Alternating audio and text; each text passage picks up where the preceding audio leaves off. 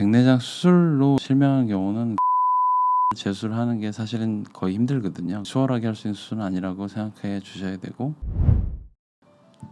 안녕하세요. 센트럴 서울안과 황정훈 원장입니다.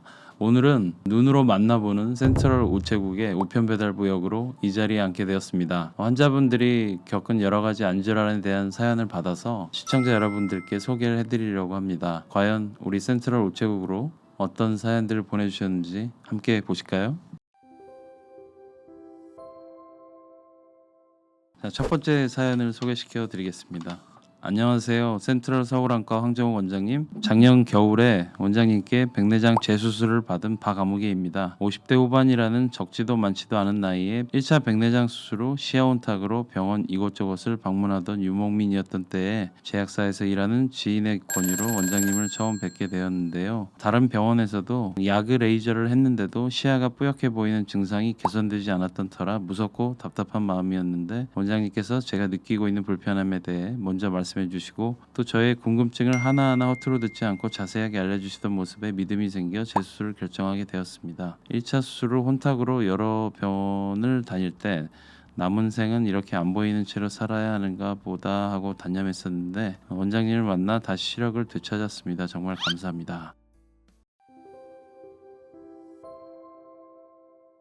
사연을 보니까 이 환자분은 예전에 백내장 수술을 타 병원에서 이제 한 백내장 수술 시에 삽입된 인공수정체가 뿌옇게 변한 인공수정체 혼탁이란 병이 오셨던 환자 같고요. 뿌연 수정체 안에 물질을 제거하고 남아있는 그 백내장 그 수정체 껍질 안에다가 인공수정체를 넣어놓게 되는데 그 껍질이 또 뿌얘지는 수가 있기 때문에 그 껍질을 야그 레이저라고 하는 레이저로 닦아주는 그런 시술을 하거든요. 그걸 훈항 절개술이라고 합니다. 근데 그렇게 되면은 있는 인공수정체를 쏙 빼고 새 수정체를 쏙 넣고 이렇게 수술을 재수술하는 게 사실은 거의 힘들거든요. 눈 안을 채우고 있는 젤리 같은 그 덩어리인 그 유리체가 인공수정체를 제거를 했을 때 앞쪽으로 이제 탈출이 되는 상황이 생기기 때문에 그 유리체를 좀 제거를 해주는 유리체 재수술이라는 걸 좀 해야 됩니다. 그래서 아마 그 유리체 재수술을 하고 인공수정체를 제거하고 새 인공수정체를 넣는 수술을 하셨던 환자 같아요. 인공수정체 혼탁은 보통 이제 환자들이 그 뿌연 증상을 아주 심하게 느끼기 때문에 이제 맑은 수정체가 다시 삽입된 것만으로도 상당히 만족도가 높고 시력도 이제 도수만 잘 맞는다면 상당히 잘 나오는 수술로 생각하시면 되겠습니다. 백내장 수술은 평생 한 번만 하는 걸 알려져 있는데 재수술이 뭐 필요한가? 라는 말씀 해주시는 환자들이 많거든요.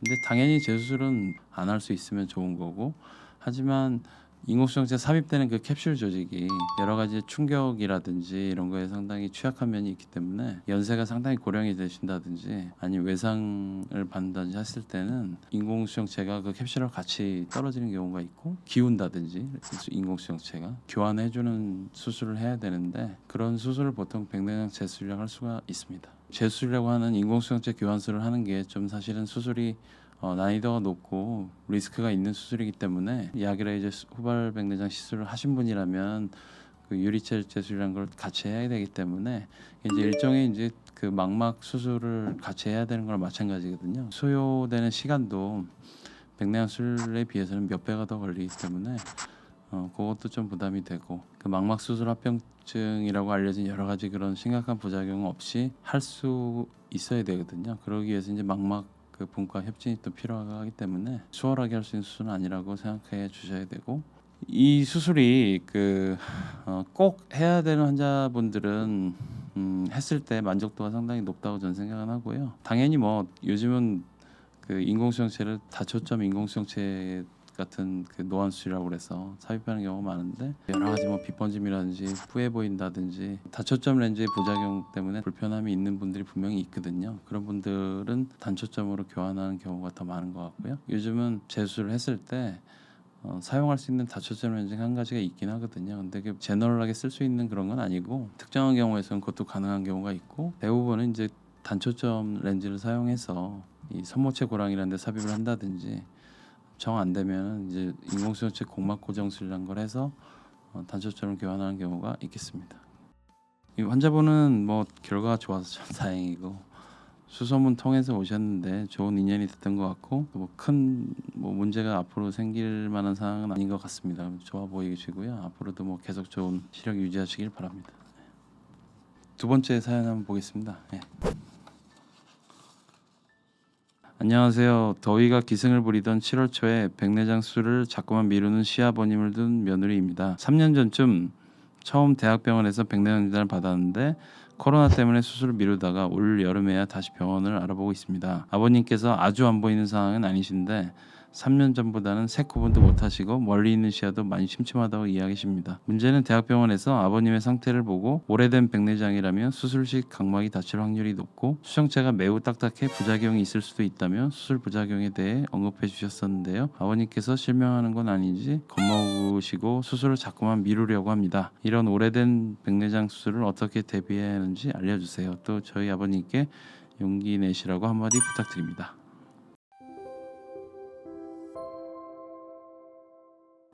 시아버님이 연세가 어느 정도 있는 상당히 좀 많으신 분이 아닌가 싶고 아마 이제 그 코로나 때문에 병원 내원이 힘드셔서 백내장이 그 사이에 상당히 진행을 한 경우인 것 같습니다. 보통 이제 연세가 많이 드신 분들은 백내장도 여러 가지 형태가 있는데 이 중에 이제 핵경화 백내장이라고 수정체가 상당히 좀 경화가 많이 돼서 딱딱하게 변해서 어느 정도까지는 그 뿌연 증상이라든지 이런 게 별로 없을 수가 있습니다. 근데 어느 정도 수준 이상을 넘어가면은 일단은 눈 도수가 많이 변해요. 상당히 멀리 TV라든지 잘 보이는 분이었는데 그게 잘 안 보이면서 이상하게 핸드폰은 되게 잘 보이더라 이렇게 변한다든지 그 가까이 마저도 시력이 너무 좀 뿌옇고 어둡다든지 퍼져 보이는 증상이 심해지면 이 수술할 때는 됐다고 당연히 생각을 하셔야 되고 그게 이제 우리 이제 딱딱한 수정체의 단계를 1부터 6까지 표현을 한다고 하면 그래도 4 이상에서는 그 하는 게 합리적이지 않나 이렇게 생각을 합니다. 이 백내장 수술이란 거는 조그만 절개창을 통해서 안에 있는 그 백내장 조직을 잘게 부셔내서 제거를 하는 수술인데 수정체가 많이 딱딱해지면 부셔내기가 좀 어려워지겠죠. 초음파 유화술이라는 걸 하는데 초음파 기계로 백내장 조직을 잘게 쪼개가지고 그거를 이제 제거를 하게 되는데 이때 문제가 되는 게 뭐냐면 각막 내피세포가 많이 손상이 된다는 거죠. 그 사람 눈의 각막 안쪽 면을 한 층의 그 세포 그 레이어가 이렇게 감싸고 있거든요. 그 각막 내피세포는 태어날 때 그 세포를 평생 쓰는 세포예요. 그게 이제 손상이 된다고 해서 분열해서 다시 자라고 그런 게 아니기 때문에 근데 문제는 이 내피세포가 어느 수준 이하로 떨어지면 각막 기능에 문제가 생긴다는 거죠. 딱딱한 수정체를 그 초음파 에너지를 많이 써서 수술을 해야 되는 상황이라 눈 안에서 어떤 수술을 하거나 조작을 하면 내피세포가 손상이 됩니다. 결론적으로는 수술이 수월하게 안 됐을 경우에는 내피세포가 상당량의 손실이 되면서 회복이 불가능한 각막 부종이 생길 수 있다. 이런 걸 이제 설명을 해주신 거거든요. 백내장 그 초음파 유화기 수술 기계 자체가 상당히 효율적으로 많이 발전을 해서 검사 수치라든지 이런 거에 따라서 사실 달라지는 거라서 말씀드리기 조심스럽긴 한데 백내장 수술로 인해서 실명한 경우는 거의 없습니다. 수술은 숙련된 사람한테 받으면은 큰 문제는 없을 거니까 용기 내시기 바랍니다, 아버님. 마지막으로 한 말씀 드리자면 우리 눈은 여러 가지 혈관이라든지 그런 걸 직접적으로 관찰할 수 있는 기관이기도 하거든요. 특히 이제 당뇨라든지 여러 가지 전신 질환이 있는 분들은 당연히 눈 검사는 좀 하시는 게 좋을 것 같고 조기에 질환을 발견해서 치료를 하는 게 눈 건강에 제일 중요한 경우가 많거든요. 그래서 불편한 사항이 있으면은 망설이지 말고 안과 전문의가 있는 병원에 내원해서 검사를 받아보시면 좋겠습니다. 지금까지 센트럴 우체국의 우편배달부 황정욱이었습니다. 오늘 감사합니다.